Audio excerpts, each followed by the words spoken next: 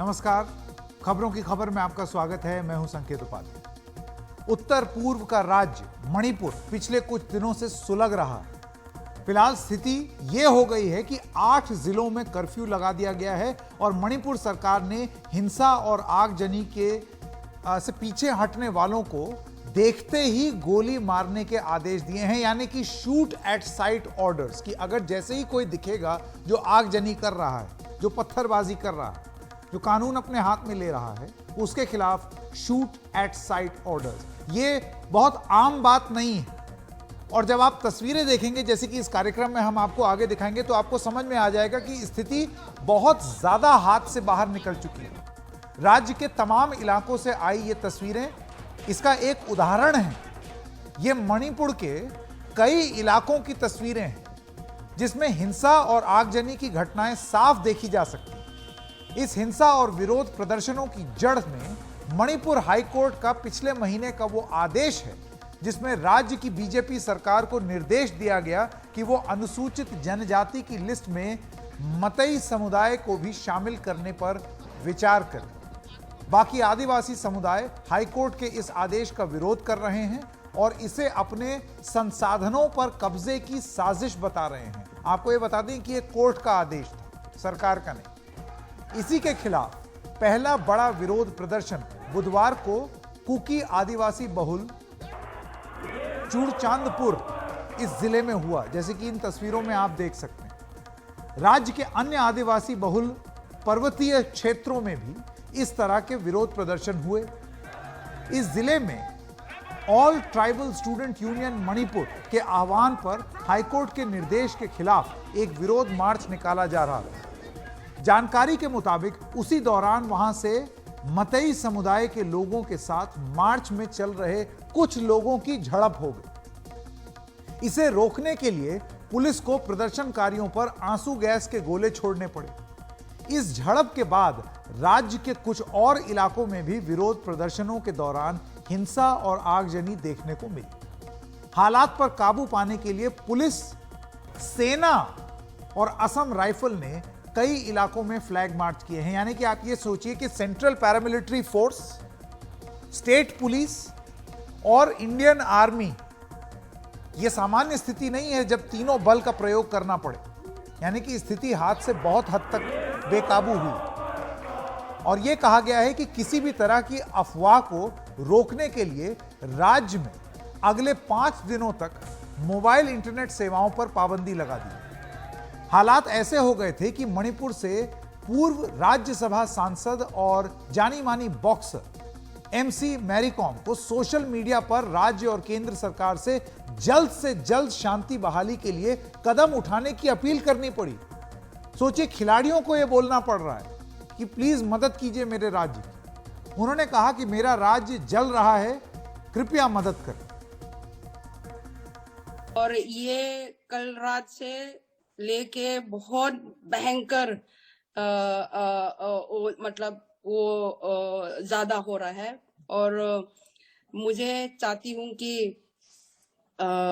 हो सकता है तो जल्दी से जल्दी स्टेट गवर्नमेंट और सेंट्रल गवर्नमेंट कुछ करे कि मणिपुर में ये दोबारा मतलब ये पीस को, ये सिचुएशन को खत्म होने के लिए ये मैं रिक्वेस्ट कर रही हूँ।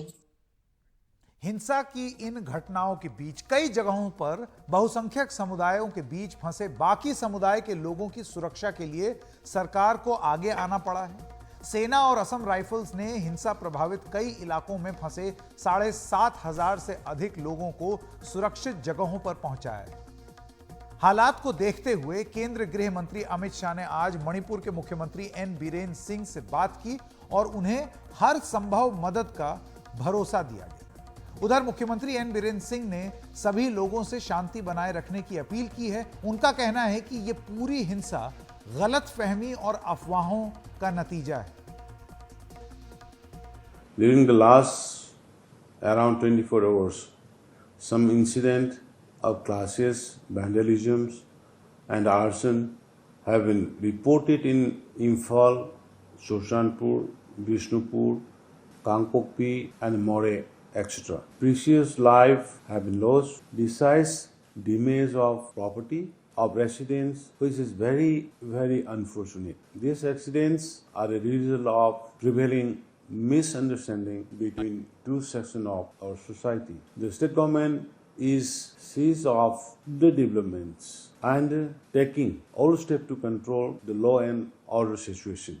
I have already explained to you, we have already sent cross message to the Honorable Prime Minister and Honorable Home Minister. Also, the same copy was endorsed to Her Excellency, the Governor of Manipur, who is representative President of Supreme Commander of India. So we request her immediately intervene. Please help us for enable us to bring complete peace here in Manipur. Congress की ओर से भी इस मुद्दे पर एक बयान आया है। कांग्रेस नेता जयराम रमेश ने इसे लेकर मोदी सरकार और राज्य की एन बीरेंद्र सिंह सरकार पर सवाल उठाए। कहा, डबल इंजन सरकार की असलियत, राज्य को आग लगाओ, केंद्र में चुप्पी साधे रहो। A double engine government was installed in Manipur in February of 2022. But less than 15 months later, the entire state of Manipur is in flames. Society is in ferment. Internet and social media suspended. The chief minister under siege. MLAs resigning right, left and center. And what does the prime minister and the home minister do? They're busy going around Karnataka, polarizing Karnataka. Manipur, really tragic what has happened. तो ये मामला राजनीतिक तौर पर भी काफी गर्म हो गया है। अब आइए समझते हैं कि ये गलतफहमी है तो क्यों है, क्योंकि इसके जड़ में जाना जरूरी है। ये प्रॉब्लम कहां से आई है, इसकी जांच तो बाद में होगी, लेकिन जो जानकारी अभी तक मिली है वो जानना बहुत जरूरी है। और ये तस्वीरें इतनी भयानक हैं कि धू-धू करके जल रहा है मणिपुर, जो कि बहुत ही खतरनाक स्थिति है। आपको मैं एक बार फिर से बता दूं कि आर्मी, सेंट्रल पैरामिलिट्री फोर्स और पुलिस तीनों का एक साथ डिप्लॉय होना एक सामान्य स्थिति नहीं है। इस पूरी हिंसा के पीछे आखिर वजह क्या है, इसके लिए पहले मणिपुर की आबादी और भूभाग को समझना होगा। मणिपुर के निवास करने वाला सबसे बड़ा समुदाय मतई है, जिसकी आबादी राज्य की करीब आधी है, 50%, लेकिन उसे अनुसूचित जनजाति का दर्जा नहीं मिला। मतई समुदाय ज्यादातर घाटी और मैदानी इलाकों में निवास करती है। इस इलाके में मतई निवास करते हैं वो राज्य के भूभाग का करीब 10% है। मतई समुदाय की खास सांस्कृतिक पहचान, विरासत और बोली है। राज्य की बाकी अनुसूचित जनजातियां, जिनमें नागा, जोमी, कुकी वगैरह हैं, जिनके प्रोटेस्ट आप देख रहे थे, ये मिलाकर राज्य के करीब बाकी 50% बनते हैं और ज्यादातर राज्य के पर्वतीय इलाकों में बसते हैं।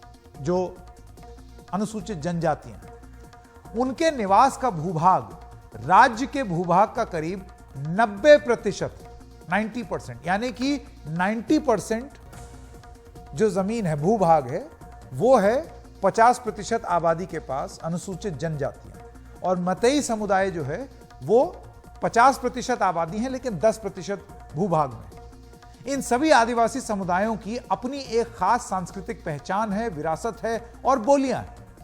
दरअसल मतई समुदाय मणिपुर में राजनीतिक तौर पर सबसे प्रभावशाली रहा है। 60 सदस्यों की राज्य विधानसभा में करीब 2/3 सदस्य इसी मतई समुदाय से हैं। लेकिन मतई समुदाय का दावा है कि वो राज्य के सबसे पुराने स्थानीय समुदायों में से है और उसे उसकी विशिष्ट संस्कृति, पहचान और भाषा की वजह से अनुसूचित जनजाति का दर्जा मिलना चाहिए था। मतई समुदाय को अनुसूचित जनजाति यानी कि शेड्यूल्ड ट्राइब्स में शामिल करने की मुहिम की अगुवाई करने वाले संगठन scheduled tribe demand committee Manipur यानी कि STDCM का कहना है कि अपने लिए अनुसूचित जनजाति के दर्जे की मांग करना किसी का भी संवैधानिक अधिकार है, कॉन्स्टिट्यूशनल राइट। और मणिपुर के स्थानीय समुदाय होने के नाते हम भी अपने हितों की संवैधानिक सुरक्षा चाहते हैं, कॉन्स्टिट्यूशनल प्रोटेक्शन। उनका कहना है कि बाकी साथी अनुसूचित जनजाति के समुदायों के संसाधनों पर कब्जा करने की हमारी कोई मंशा नहीं। हम ये नहीं चाहते हैं कि हम उनके हक मार लें, हम अपने हक के लिए लड़ रहे हैं, यह मतई समुदाय का कहना था। इस वजह से वो आंदोलनरत थे। वो कहते हैं कि हम मणिपुर के सबसे पुराने स्थानीय समुदाय हैं, लेकिन अपने ही राज्य में हम बाहरी लोगों की तरह हो गए। घाटियों में आकर कोई भी रह सकता है, चाहे वो अनुसूचित जनजाति का क्यों ना हो। इसके अलावा हमारी आबादी भी घट रही है। इस संगठन का कहना है कि सन 1951 यानी कि 1951 में मैतेई राज्य की जनसंख्या के करीब 60% थे, लेकिन 2011 की जनगणना में वो घटकर 44% रह गए। उनका कहना है कि 1901 में हमें मुख्य आदिवासी समुदाय माना गया, 1931 में हमें हिंदू आदिवासी समुदाय बताया गया और हमारी विशिष्ट सांस्कृतिक पहचान और भाषा को बचाने पर जोर दिया गया है। लेकिन 1950 में हमें अनुसूचित जनजाति की लिस्ट से बाहर कर दिया गया, जिसकी वजह से सरकार को ही पता हो, वो वजह और किसी को नहीं मालूम। इस संगठन की अपील पर ही मणिपुर की जो हाई कोर्ट है उसने राज्य सरकार को एक निर्देश दिया कि वो मैतेई समुदाय को शेड्यूल्ड ट्राइब्स में शामिल करने पर विचार करे। सरकारी आदेश, मतलब सरकार को आदेश दिया कि आप इस पर विचार कीजिए।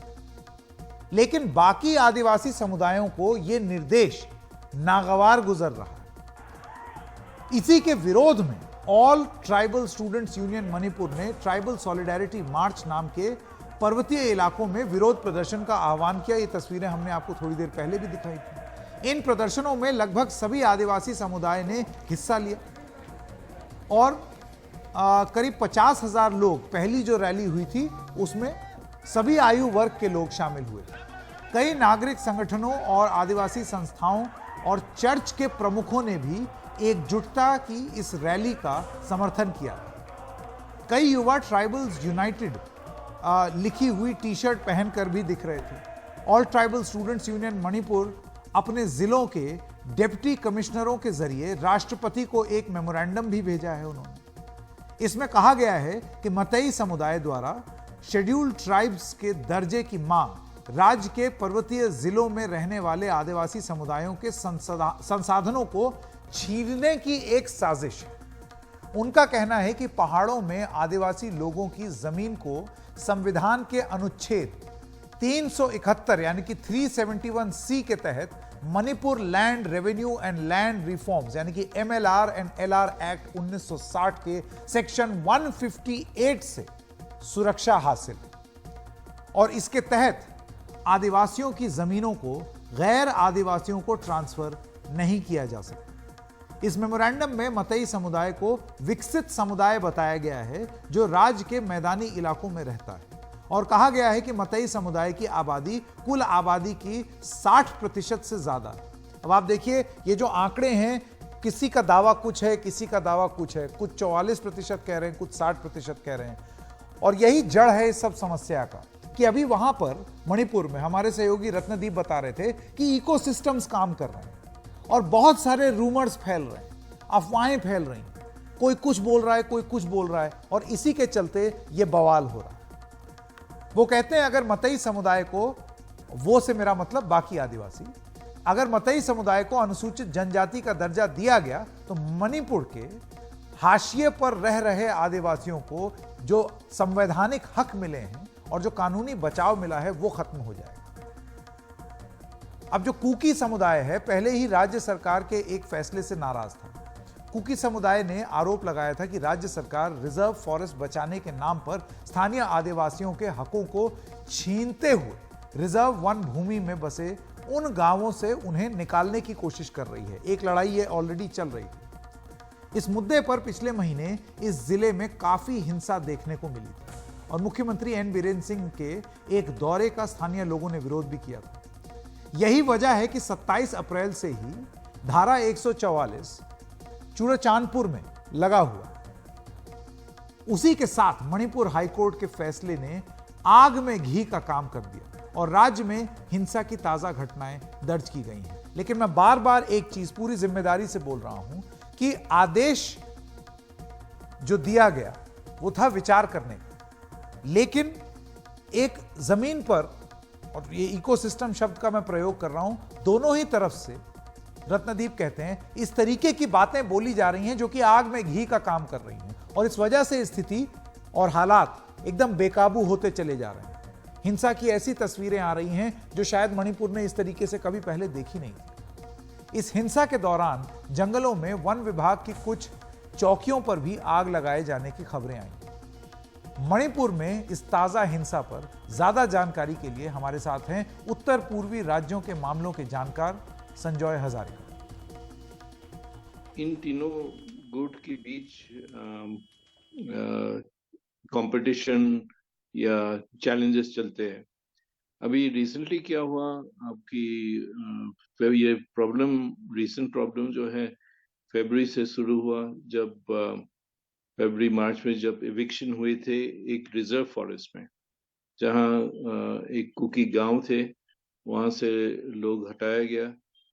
सरकार ने वो डिसीजन लिया था और उसकी वजह से एक रिएक्शन हुआ। एक तो वो है, मेटे लोग की एक मांग है कि वो ट्राइबल कम्युनिटी जैसे ट्राइबल शेड्यूल ट्राइब लिस्ट में आना चाहिए, और ये गवर्नमेंट में प्रेस किया है, स्टेट गवर्नमेंट, मेटे इस लिस्ट में आना चाहिए। और दूसरे ग्रुप्स जो है इसको अपोज कर रहे हैं, ट्राइबल ग्रुप्स इसको अपोज कर रहे हैं। अगर आप ट्राइबल शेड्यूल ट्राइब में आ जाते हैं तो वो उसका मीनिंग बिल्कुल, उसका अर्थ कंप्लीटली बदल जाते हैं। उनके लिए कोई सिक्योरिटी प्रोटेक्शन नहीं होते है लीगली। आप ट्राइबल कम्युनिटी के बीच हार्मनी की बात नहीं है, ट्राइबल कम्युनिटी और मेटे कम्युनिटी के बीच हार्मनी होना चाहिए। उसके लिए तो जैसे मैंने शुरुआत में कहा था कि लॉ एंड ऑर्डर सिचुएशन तो कंट्रोल में आएगा, काबू में आएगा, लेकिन इशू है कि ये डिस्कशंस में कैसे ले जाए, कौन सी इश्यूज डिस्कस करें, कैसे डिस्कस करें, क्योंकि गवर्नमेंट ने 2-3 इश्यूज तो ऑलरेडी स्पष्ट करा है कि क्या है कि वो जैसे मेटे लोग शेड्यूल ट्राइब कम्युनिटी में आना चाहिए, उस लिस्ट में होना चाहिए, और वो अपोज कर रहे। तो एटलीस्ट ये इश्यू तो फैसला करने से पहले सबके साथ डिस्कस होना चाहिए था, लेकिन अभी उनको वो मेरे ख्याल से वो करना ही पड़ेगा, नहीं तो ये होते रहेंगे ऐसे इंसिडेंट्स। 1950 में प्रेसिडेंट ने शेड्यूल ट्राइब का जो लिस्ट बनाया था, उसमें मेटे कम्युनिटी का इंक्लूजन नहीं हुआ था।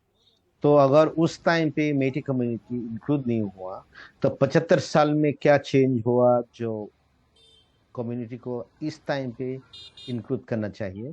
तो मेरे ख्याल से दोनों तरफ से, जो मेटे कम्युनिटी है और जो ट्राइबल कम्युनिटी है, जो शेड्यूल ट्राइब का जो लिस्टिंग होता है वो प्रोसेस समझ में नहीं आया। मैं जितना समझता हूँ हाई कोर्ट ने जो डायरेक्शन दिया, हाई कोर्ट ने ये डायरेक्शन दिया कि इनको इंक्लूड हो सकता है कि नहीं हो सकता है, उसका ऊपर विचार करें। लेकिन कोई कम्युनिटी को इंक्लूड करने के लिए पहले आपको सोशियो इकोनॉमिक स्टडी करना पड़ेगा।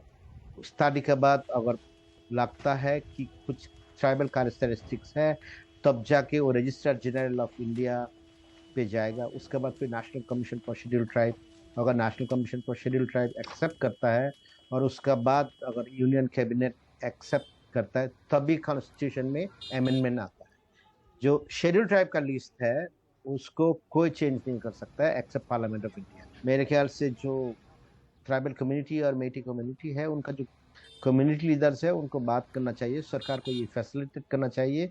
लेकिन इसमें एक ही मुद्दा है, क्योंकि जो मणिपुर गवर्नमेंट ने पिछले एक महीने में जो स्टेप्स लिया है, जिसमें वो फॉरेस्ट को आइडेंटिफाई करने का प्रोसेस में बहुत सारे जो ट्राइबल विलेजेस है, ये विलेजर्स है, उनको इविक्शन किया है, उसमें ऑलरेडी डिस्ट्रस्ट पैदा हो चुका है। तो सरकार mean state government possibly is not the main actor who can facilitate, क्योंकि स्टेट गवर्नमेंट के ऊपर जो वहाँ पे जो लोकल कम्युनिटीज है, ट्राइबल कम्युनिटीज, उनका ट्रस्ट नहीं।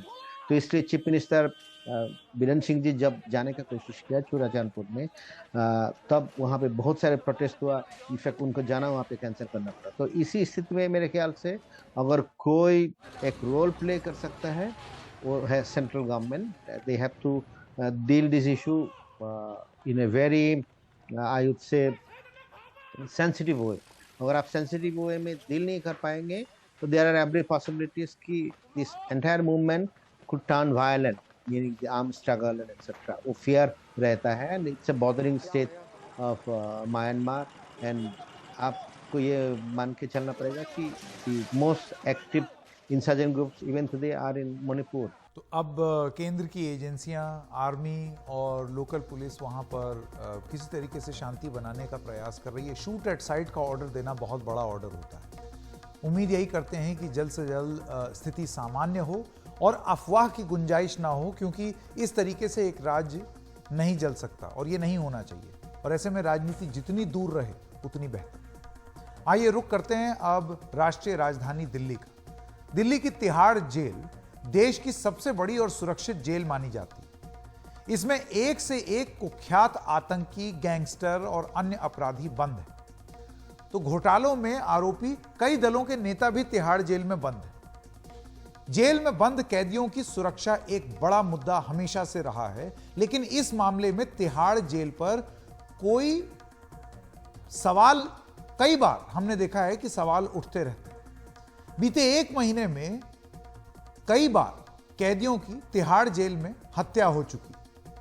ताजा सवाल तिहाड़ जेल में एक गैंगस्टर टिल्लू ताजपुरिया की हत्या से उठा हुआ।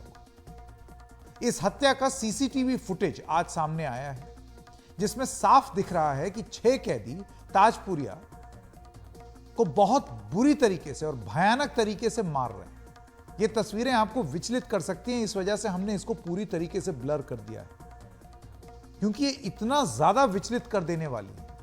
इन आरोपियों ने उसके सिर, कमर, कंधे, गर्दन पर 4 मिनट में 96 बार वार किया।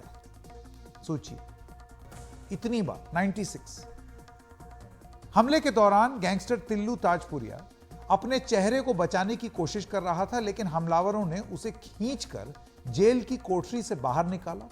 पुलिस के मुताबिक टिल्लू ताजपुरिया को मारने के लिए उसके विरोधी जितेंद्र गोगी गैंग के अपराधी जेल की दूसरी मंजिल से नीचे उतरे, जहां ताजपुरिया को रखा गया था। हमलावरों ने नीचे उतरने के लिए जेल की बेडशीट का इस्तेमाल रस्सी की तरह किया।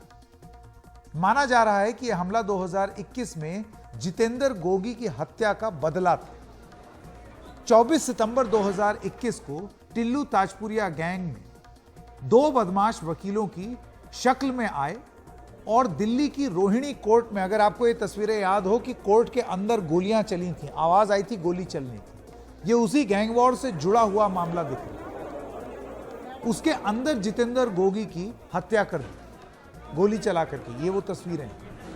तब पुलिस की जवाबी फायरिंग में गोगी को मारने वाले दोनों हमलावर भी ढेर हो गए। ये दूसरी तस्वीर बता रही है कि ना जेल सुरक्षित है और ना ही कोर्ट, क्योंकि हर जगह कहीं गोली चल रही है और कहीं चाकू। तिहाड़ जेल में पिछले ही महीने गैंगस्टर लॉरेंस बिश्नोई का एक करीबी साथी प्रिंस तेवतिया भी मारा गया था। उसे भी उसके विरोधी गैंग के सदस्यों ने जेल में मारा। लॉरेंस बिश्नोई पंजाबी गायक सिद्धू मूसेवाला की हत्या का आरोपी है। इन घटनाओं से सवाल उठता है कि क्या ऐसी गैंग वॉर्स के आगे पुलिसिया इंतजाम एकदम बेकार है? कहां है पुलिस का इकबाल? और अगर आप जेल में सुरक्षा नहीं मुहैया करा सकते हैं, और वो भी तिहाड़ जेल में, मतलब इससे ज्यादा और कोई और सीसीटीवी कहीं और नहीं है, इससे ज्यादा पुलिस बल कहीं और तैनात नहीं है, इससे ज्यादा सुरक्षित जेल मुझे नहीं लगता है हिंदुस्तान में कोई और हो सकता है। ये बात भी सच है कि सबसे ज्यादा इनमेट्स की आबादी भी तिहाड़ जेल में है, लेकिन इतनी सुरक्षा के बावजूद गैंग वॉर चल रही है जेल के अंदर, और अगर तिहाड़ जेल के कैदियों के लिए सुरक्षित नहीं है तो फिर किसी और जेल की बात क्या ही की जाए। क्या जेल मैनुअल के हिसाब से काम हुआ है? यह एक बड़ी बात है। नीरज कुमार जी हैं, दिल्ली पुलिस के पूर्व कमिश्नर, हमारे साथ जुड़ गए हैं। नीरज कुमार जी, बहुत ही दिल दहला देने वाली ये घटना है। ये तस्वीरें आपने भी संभवतः देखी होंगी। इस तरीके की गैंग वॉर तिहाड़ जेल के अंदर होना, और जो उन्होंने चाकू बनाया था वो साफ लग रहा था कि कहीं से वो लोहे का सरिया या लोहे की रॉड लेकर के आए हैं और उसको घिस घिस के उन्होंने चाकू बनाया है, और उससे गोद गोद के 96 बार गैंग वॉर में एक आदमी को छलनी कर दिया और मार डाला। यह सामान्य नहीं हो सकता।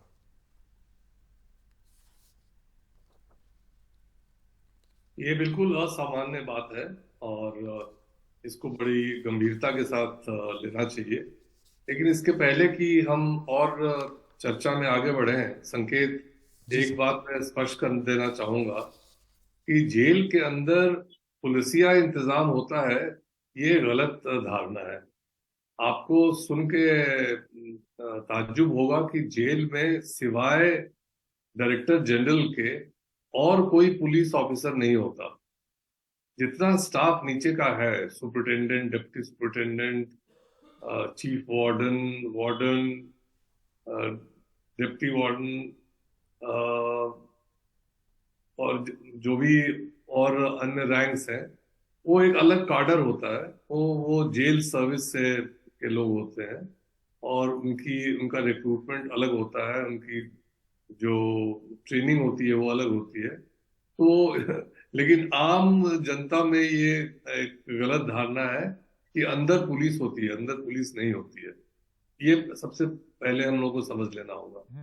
दूसरी बात है कि इस वीडियो को देखने के बाद 2-3 चीजें मेरे दिमाग में आई। मैं तिहाड़ जेल का भी डीजीपी रह चुका हूँ, तो मुझे वहाँ के हालात से थोड़ी बहुत वाकफियत है। तो जो बात मुझे बड़ी विचित्र लग रही है कि किस आसानी से अलग अलग सेल से लोग निकलकर और ये टिल्लू ताजपुरिया है उसके सेल में जाकर उसको खींचकर बाहर ला रहे हैं। ये बड़े अचंभे वाली बात है, क्योंकि अपने अपने सेल में वो लोग बंद होते हैं और इतनी आसानी से वो निकलकर इसके पास कैसे आ रहे हैं, ये बहुत ही चौंकाने वाली बात है। एक और बात जो मुझे समझ में नहीं आई कि अगर उसी जेल के उसी वार्ड में जो राइवल गैंग्स के लोग कैसे रखे गए हैं। लॉजिंग करते वक्त हमेशा इस बात का ध्यान रखा जाता है कि जहां पर एक किसी हाई रिस्क इनमेट को रखा जा रहा है, उसके जो विरोधी लोग हैं उनको उस वार्ड में न रखा जाए। तो ये बड़ी चौंका देने वाली बात है कि कैसे उसी राइवल गैंग्स के लोगों को एक ही जेल में रखा गया है और अलग अलग सेल से लोग निकलकर कैसे उस सेल में दाखिल हो रहे हैं।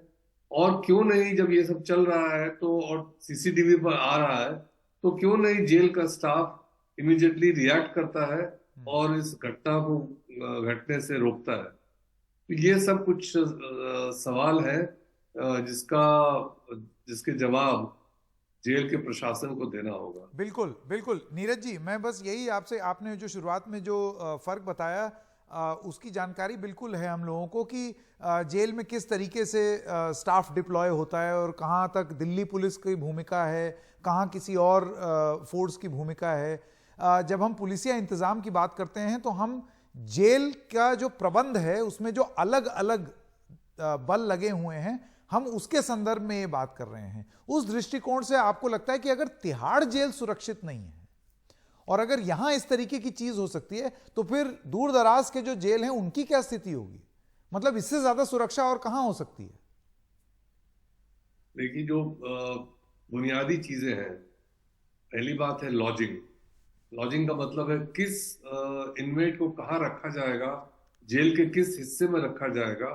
ये एक बहुत बड़ा फैसला होता है, क्योंकि जिस कैदी पर कोई रिस्क है, हाई रिस्क है, तो उसको कैसे प्रोटेक्ट करके रखा जाए, ये पॉलिसी जो है जेल एडमिनिस्ट्रेशन को बड़ी गहराई से इस बात को देखना होता है और उसको उसकी जो लॉजिंग है उस पर बहुत ध्यान देना पड़ता है। तो मुझे लगता है कुछ चूक तो वही हो गई कि उसको गलत जगह रखा गया। और दूसरी बात जो मैं रिपीट कर रहा हूँ कि इतनी आसानी से अलग अलग सेल से लोग कैसे निकल के इसके सेल में जा रहे हैं, उसको घसीट कर बाहर निकाल रहे हैं। बिल्कुल, ये सेल बंद क्यों नहीं थे? और तीसरी बात यह है कि जब ये सब चल रहा है और सीसीटीवी पर नजर आ रहा है, हाँ। सीसीटीवी का कंट्रोल रूम है, जेल में भी कंट्रोल रूम है, तो लोग क्यों नहीं आए? हाँ, तो रिएक्शन क्यों नहीं हो रहा है इमीडिएटली? तो ये 3-4 सवाल जो है उसके जवाब जेल प्रशासन को बहुत महत्वपूर्ण सवाल आपने उठाए हैं नीरज जी, बहुत बहुत धन्यवाद हमारे साथ जुड़ने के लिए। अब देखते ही हैं कि इस पर जवाब क्या आएगा, क्योंकि ये स्थिति अगर तिहाड़ जेल की है तो भगवान ही मालिक है, ऐसा नहीं हो सकता। तो ये सवाल पूछे जाएंगे, पूछना बनता भी। हमारे साथ मुकेश सिंह सेंगर भी हैं। मुकेश, इस गैंग वॉर के बारे में अगर आप कुछ बताना चाहें कि ये कैसे दो गैंग के बीच में लड़ाई थी, और जो सवाल नीरज जी उठा रहे हैं उस पर कोई जवाब आया है? देखिए, तिहाड़ जेल में कुल 14,000 कैदियों की रखने की क्षमता है, लेकिन अभी फिलहाल वहां पर 24,000 कैदी हैं, यानी कि लगभग डबल कैदी। और जो इन कैदियों में जो बड़े गैंगस्टर हैं वो बहुत सारे हैं।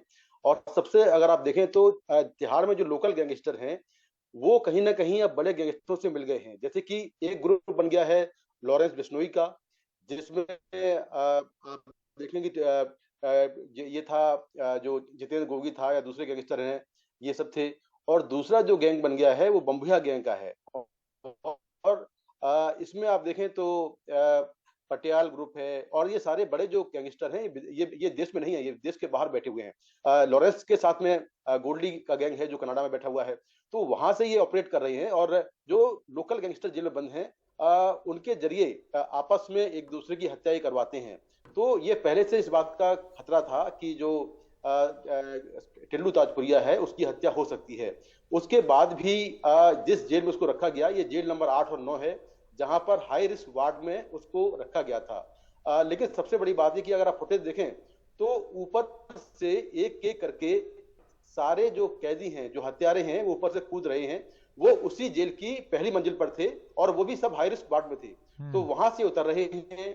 उतरने के बाद ये आते हैं और उस समय सुबह के 6 बजे हैं, सबर करीब 6:10 हुआ है, और उसमें टिल्लू ताजपुरिया अपनी सेल के बाहर घूम रहा है। सुबह सुबह क्या होता है कि जब 24 घंटे कैदी बंद रहते हैं तो सुबह के वक्त जो जेल प्रशासन है वो कैदियों की सेल खोल देता है जिससे वो थोड़ी देर वॉक कर सकें। तो ऊपर से कूद के नीचे आते हैं और बारी बारी से उनको देखते ही जो टिल्लू ताजपुरिया है वो जेल के अंदर भागता है। और उसी वक्त जो है जबरन गेट खोलकर टिल्लू ताजपुरिया को बाहर निकालते हैं और उस पर वो हमला कर देते हैं। और उसके बाद 4 मिनट तक ये हमला होता है। उस दौरान वहां पर कोई नहीं होता है।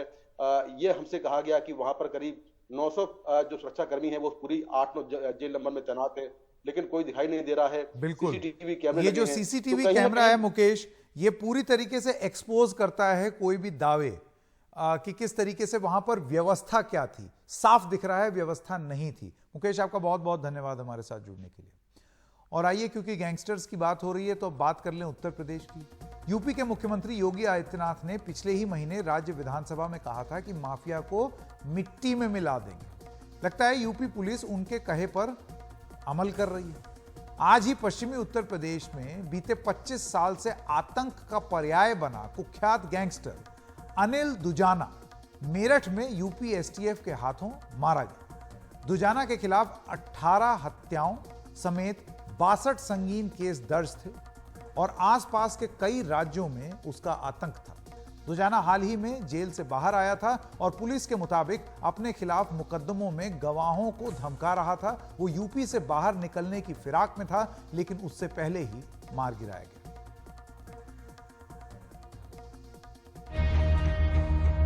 नोएडा इलाके के बादलपुर का अनिल दुजाना 2011 में उस वक्त जुर्म की दुनिया का बादशाह बन गया था जब उसने अपने जानी दुश्मन गैंगस्टर सुंदर भाटी पर AK-47 से ताबड़तोड़ गोलियां बरसाई थी।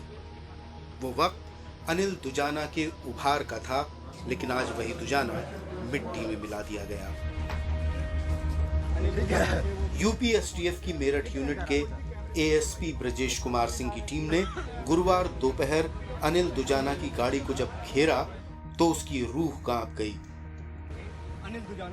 घबराहट में गाड़ी गांव की तरफ मुड़ी और दुजाना ने ऑटोमेटिक पिस्तौल से एसटीएफ टीम पर गोलियों की बारिश कर दी, लेकिन एसटीएफ की जवाबी फायरिंग में दुजाना ढेर हो गया। जब एसटीएफ टीम से आमना सामना हुआ तो उसने दूसरा रास्ता बदला और वहां उसकी गाड़ी टकरा गई। इसके बाद से बदमाशों की तरफ से फायरिंग हुई। लगभग 15 से 20 राउंड फायर बदमाशों की तरफ से हुई। प्रारंभिक सूचना के हिसाब से एसटीएफ की टीम ने भी फायरिंग की। इस फायरिंग में अनिल दुजाना घायल हुआ। ये कॉन्ट्रैक्ट किलर भी था। 18 मर्डर के केसेस इस पर हैं। इसे एसटीएफ की मेरठ यूनिट ने एक मुठभेड़ में मार गिराया है। भागने की कोशिश की। दिल्ली एनसीआर और पश्चिमी यूपी में अनिल दुजाना और सुंदर भाटी की अदावत 2001 से शुरू हुई थी।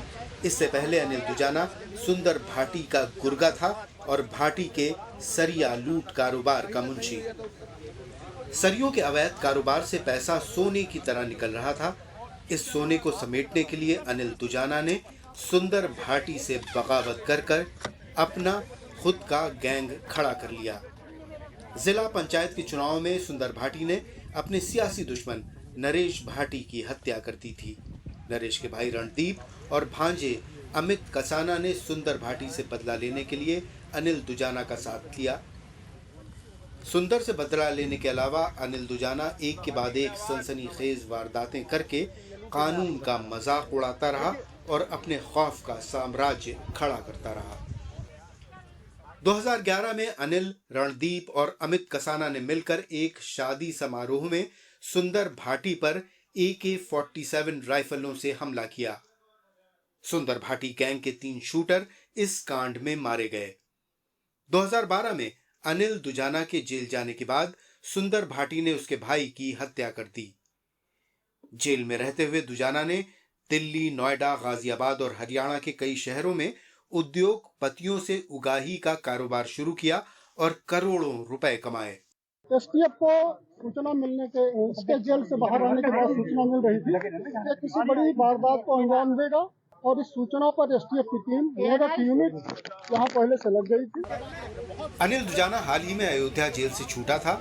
जेल से छूटते ही उसने अपने मुकदमों के गवाहों को धमकाना शुरू कर दिया।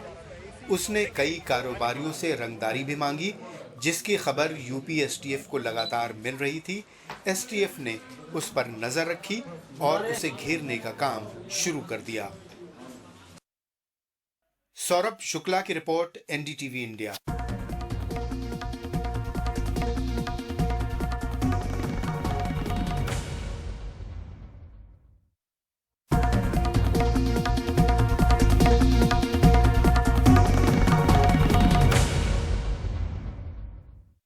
ब्रेक के बाद आपका स्वागत है और आइए अब बात करते हैं महाराष्ट्र के महाभारत की।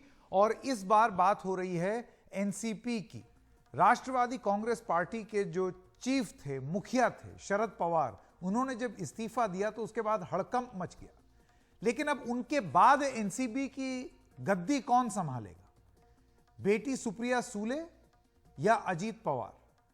और इस बात का जवाब अगर लोगों की हम बात करें, क्योंकि हमने देखा दिन भर तस्वीरें पिछले कुछ दिनों से चल रही है, शरद पवार को मनाया जा रहा है कि भाई आप मान जाइए, इस्तीफा मत दीजिए, इस्तीफा वापस ले लीजिए। लेकिन शरद पवार और पवार परिवार का जो गढ़ है बारामती, उसके दिल में क्या है, आइए जानते हैं। शरद पवार के गढ़ बारामती में इस वक्त हम हैं। पवार मतलब बारामती और बारामती मतलब पवार, आखिर क्यों कहा जाता है? घर घर में पवार परिवार की पहुंच इतनी पुख्ता क्यों है, ये समझने के लिए हम यहाँ पर पहुंचे हैं। और इसमें जो कृषि रोजगार है उसका बड़ा हाथ है, ये हमें समझ में आता है। 1960 में जब बारामती सूखे से गुजर रहा था तो पानी बचाने के लिए एक मुहिम की शुरुआत करते हुए जो नींव थी कृषि विज्ञान ट्रस्ट की, उसकी रखी गई। और आज वो इतना बड़ा हो चुका है कि लाखों ऐसे किसान हैं। बताया जाता है कि साल में 5 लाख किसान हैं जिसको इस केंद्र द्वारा, इस ट्रस्ट के द्वारा सक्षम बनाया जाता है। हाईटेक टेक्नोलॉजी से उन्हें समझाया जाता है कि किस तरह से वो अपनी उपज को बढ़ा सकते हैं कम खर्च के साथ। और महाराष्ट्र के इस तहसील की बात करें, बारामती की, तो यहाँ के लिए बहुत बड़ी बात है कि सूखाग्रस्त इस इलाके में गन्ने जैसी उपज, शुगर केन की उपज जो इस वक्त आप देख रहे हैं मेरे सामने, इसमें बहुत ज़्यादा पानी का इस्तेमाल होता है, पानी इसको ज़्यादा ज़रूरत होती है। लेकिन ऐसी जगह पर जहाँ पर पानी की समस्या हो, बारामती में फ़िलहाल आपको बता दें कि 300 mm की बारिश होती है, जबकि ऐसे एग्रीकल्चर के लिए कम से कम 600 mm की बारिश होनी चाहिए। ऐसे में भी जो किसान है वहाँ यहाँ के इस इलाके के, उनको कम से कम समस्या हो, ऐसे बहुत सारे टैंक्स उनके लिए बनाए गए हैं। और ये समझने के लिए हम खुद यहाँ पर किसान विज्ञान ट्रस्ट केंद्र में मौजूद हैं कि किस तरह से किसानों को यहाँ पर सक्षम किया जा रहा है, उन्हें ट्रेन किया जा रहा है। 5 लाख हर साल किसानों को यहाँ पर ट्रेन किया जाता है हाई एडवांस टेक्नोलॉजी की समझ के साथ। इस कहानी को ठीक से समझने के लिए हम आए हैं मुंबई से करीब 250 किलोमीटर दूर पुणे जिले की तहसील बारामती में, जो शरद पवार का गढ़ है। और बारामती से करीब 10 किलोमीटर की दूरी पर ये है शरद पवार का गांव काटेवाड़ी। रोज सुबह 8:30 बजे पंचायत बैठती है, चर्चा विमर्श का माहौल बनता है। एनडीटीवी भी इसका साक्षी बना, आवाज बुलंद थी। बारामती के विकास कार्यों का मॉडल यहाँ हर पार्टी के कार्यकर्ताओं को पवार का करीबी बनाता है। जो रूरल एरिया है बारामती के आजू बाजू में, वहाँ पे बहुत डेवलपमेंट हुई है और उसी वजह से यहाँ का जो लोगों का रहन सहन है वो भी बहुत सुधर गया है, मतलब उसमें बहुत सुधार आ गया है और वो उन्हीं की देन है। अध्यक्ष कोई भी हो, लेकिन महाराष्ट्र का सीएम अजीत दादा बनना चाहिए, हमारी मांग है। जहाँ दादा जाएगा गाँव का समर्थन रहेगा, हम गाँव वाले खड़े रहेंगे दादा के साथ। हमें लगता ही नहीं जाएंगे, लेकिन गए तो हम भी दादा के साथ रहेंगे। बारामती में पवार साहब ने 30-40 साल से, जब से मैं छोटा था तब से मैं देख रहा हूँ, किसानों के लिए बिजली, एक बार बिजली पूर्ण बिजली बिल माफ किया। वन टाइम उन्होंने जो बोला NHB का प्रकरण, वो उस प्रकरण मिलने के बाद ग्रामीण भाग का किसान कर्जा मुक्त कर्जा मिला 3-4 साल। उस दिन हमको अच्छे दिन आए, उस पैसे बैंक के लोन लेकर हमका धंधा बढ़ गया। एजुकेशन में हो, कोई नौकरी लगाने में हो। अभी दूसरे तालुका जिला में आप देखेंगे तो वहाँ के MLA कुछ काम करने के बारे में कुछ लेते हैं, लेकिन यहाँ अजीत पवार फैमिली ऐसा कुछ नहीं लेते, डोनेशन नहीं लेते, कोई फीस नहीं लेते, काम के बारे में ऐसा कुछ लेते नहीं। ये कहानी 70 के दशक से शुरू होती है, जब शरद पवार के बनाए एग्रीकल्चर डेवलपमेंट ट्रस्ट ने खेती का ढंग भी बदला और किसानों की जिंदगी भी। गन्ने की खेती में काफी कम पानी के इस्तेमाल की तकनीक विकसित हुई। 1 एकड़ के लिए 2 से 2.5 करोड़ लीटर पानी लगता है। यहाँ पे हम 1 करोड़ में ही उसका पूरा 1 एकड़ की खेती कर रहे हैं, आधे प्राइस में, यानी 60% हम पानी बचत कर रहे हैं। और पानी की ज़रूरत कितनी है? पहले हमें 4 इंच, फिर 6 इंच और 8 इंच, इससे ज़्यादा पानी देने की ज़रूरत नहीं है। तो उस हिसाब से हमने कैलकुलेट करके थ्रू ड्रिप इरिगेशन हमने पानी की जो मात्रा आवश्यक है उतना लोगों को पढ़ाया, और उसके द्वारा ही हम बता रहे हैं कि फर्टिलाइजर भी लोगों को ज़्यादा उसको वेस्ट करने की ज़रूरत नहीं है। कृषि क्षेत्र के लिए बना ये देश का ऐसा पहला ट्रस्ट है। करीब 230 एकड़ में फैले कृषि विज्ञान केंद्र में किसानों को हर मुमकिन हाईटेक ट्रेनिंग दी जाती है। देश के हर कोने से किसान ट्रेनिंग पाने यहाँ पहुँचते हैं। प्रोटेक्शन के लिए हमने क्या किया है, अभी जो सीरियल्स है, पल्सेस है, वेजिटेबल है, उसमें होम्योपैथी इंट्रोड्यूस किए। तो उससे हम क्या करते हैं कि पूरा पेस्ट मैनेजमेंट जो है वो होम्योपैथी स्प्रे करके हम कंट्रोल कर रहे हैं। जैसे ह्यूमन में होम्योपैथी का मेडिसिन दे रहे हैं, वैसा ही हम स्प्रे क्रॉप को दे रहे हैं। तो उससे क्या होता है कि पेस्ट अटैक बहुत मिनिमम हो रहा है और हेल्दी क्रॉप गो रहा है। जम्मू कश्मीर से कन्याकुमारी तक जो डेयरी में फार्मर्स है, हॉर्टिकल्चर में फार्मर्स है, जो शुगर केन में फार्मर्स है इंटरेस्टेड, वो फार्मर भी यहाँ आए थे। तो इस साल अराउंड 4 लाख फार्मर ने इस जनवरी में यहाँ पे विजिट करके अच्छा टेक्नोलॉजी समझ के उसका अवेयरनेस लेके ट्रेनिंग लेके अभी हो गए। बहुत सारे किसानों को प्रोटेक्टेड कल्टीवेशन का ज्ञान नहीं था। After establishment of this centre अभी इस किसानों को पता चला है कि कैसे एक प्रोटेक्टेड कल्टीवेशन की खेती करने। हमने कुछ नया कंसेप्ट लाए, जैसे आप ये देख सकते हैं कि ये कोकोपीट है, ये मिट्टी नहीं है, ये कोकोपीट की खेती है। तो इसको हम हाइड्रोपोनिक्स की खेती बोलते हैं। तो इसमें हम जो भी एक्सोटिक्स वेजिटेबल्स है, जो हाई वैल्यू क्रॉप्स है, ये ग्रो किए। तो इसका पूरा ज्ञान हम किसानों को ट्रेनिंग के तहत देते हैं। हमारा मेन कंपोनेंट है ये सेंटर का कि seedling production, vegetable seedling production. इसमें हम disease free quality saplings produce करते हैं। मोर देन 50 लाख सीडलिंग्स हम प्रोटेक्टेड कल्टीवेशन की किसानों को हर साल हम किसानों को देते हैं, वो भी no profit no loss basis पे। और इसमें पूरा एंड टू एंड सपोर्ट करते हैं, मतलब कल्टीवेशन से लेके एंड तक, मार्केट तक, हम और उसके बाद एक्सपोर्ट तक। शरद पवार के पूर्वज सातारा से विस्थापित होकर बारामती के काटेवाड़ी में बसे थे। कड़ी मेहनत से बंजर जमीन को उपजाऊ बनाया और फिर गन्ने की खेती शुरू की। शरद पवार के हमेशा चीनी लॉबी पर हावी होने की असल वजह 20 पीढ़ियों से इस क्षेत्र में उनका प्रभाव है। शरद पवार नहीं तो आखिर कौन? इस गढ़ में फिलहाल सबसे खास चेहरा भतीजे अजित पवार नजर आते हैं। उनका हर रुख बारामती में खास तस्वीर पेश कर सकता है। बारामती से कैमरामैन अल्ताफ के साथ पूजा भारद्वाज, NDTV इंडिया। और खबरों की खबर में आज इतना ही। नमस्कार।